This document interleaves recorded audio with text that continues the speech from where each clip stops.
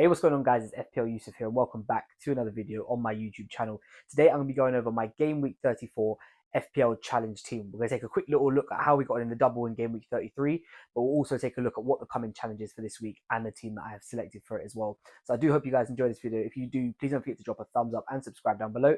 Without further ado, let's just jump straight into this.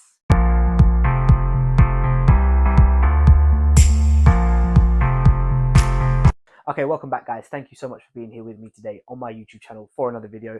So let's just jump straight into how we got on in Game Week 33, and let's just cover the double game week and see how the team did. So it was probably one of our worst games all season. We got no returns at all from anyone other than a Saliba clean sheet.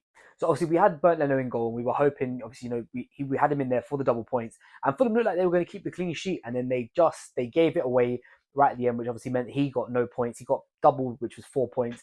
Saliba managed to get a clean sheet in the first game, like I said. Didn't get anything in the second game. Obviously, Arsenal conceded 2, so he only got the 1 point, which is 7 overall. Our captain, Bukayo Saka, I knew this one was a risk.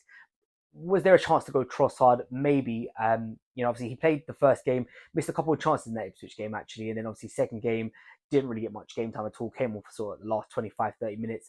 Mo Salah blanking as well as Marmoush up front. So overall, the whole team together, 22 points. It was, like I said, it was one of our worst game weeks of the season. But luckily, we haven't actually dropped down too far. We're sitting at just outside 4K, so we're having still a fantastic season overall. It was just a sort of bad blip game week. So hopefully, fingers crossed, we can put that right this week with game week 34 and the sort of challenge and the team that I've selected for that. So what is the challenge for game week 34? And it's going to be about Nottingham Forest and Brentford. So any players from those teams are going to get double points. As you guys can see on screen, we have gone quite heavy, especially in the attacking side of things. So we'll start off with the defence. I've got Nick Pope in goal.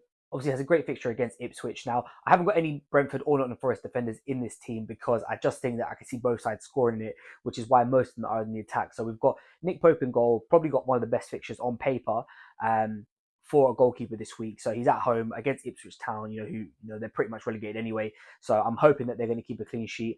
I currently do have Aït-Nouri starting at the back. Now, I am considering changing him out for a Fulham defender. Obviously, Fulham are going away to Southampton. Ryan Sessegnon in particular, someone that I'm looking at, as he's been playing right wing. But there is also an opportunity now that Harry Wilson has come back that he won't play. So I don't know if it's a little bit much of a risk for Sessegnon. It may just be a sort of safe bet with Anthony Robertson against Southampton. Although the only problem I have with Southampton is that they do seem to, even though they lose their games, they always seem to just score a goal to wipe out the clean sheet. So I'm maybe a little bit more hesitant around there. So Aït-Nouri is currently in there. There is a possibility that it is somebody else in there. Onto the attacking and the midfield sections now. So we're going to start off with a one man on his own in the midfield. That is Brighton Mbeumo. Obviously had a fantastic haul last week against Brighton. 18 points, 2 goals, an assist. It's not. It shouldn't be any surprise to us that he has this in his locker. He's been ticking over nicely all year. Brentford, obviously, if they score 95% of the time, it's either Mbeumo or Vissa. He is the other Brentford attacker that we've got in here. We've gone for a double up on them. I do think this game will be a lot closer than what maybe people are giving credit for. Obviously, depending on when you look at these guys on the table, Nottingham Forest are a lot higher. Brentford are a lot lower. However, Nottingham Forest defensively are currently ranked 15th for expected chances conceded in the Premier League. So they're not having the best of seasons defensively. They were for a period going well, but over the last few weeks, it hasn't really been going that good for them. We have got Chris Wood representing Nottingham Forest, though, so we do have someone from their side. I am going to make him captaincy because I do think that he will get chances against this Brentford defence, but I also think that Brentford, just in the same breath, will get chances against this Nottingham Forest defence. So we're stacked heavily on the double point players this week. Hopefully, fingers crossed, we can get some returns with them. But that is what my current team is looking like for game week 34. Okay, thank you guys so much for watching this video. I do hope you guys have enjoyed this one. If you have, please don't forget to drop a thumbs up and subscribe down below. And I'll catch you guys next time.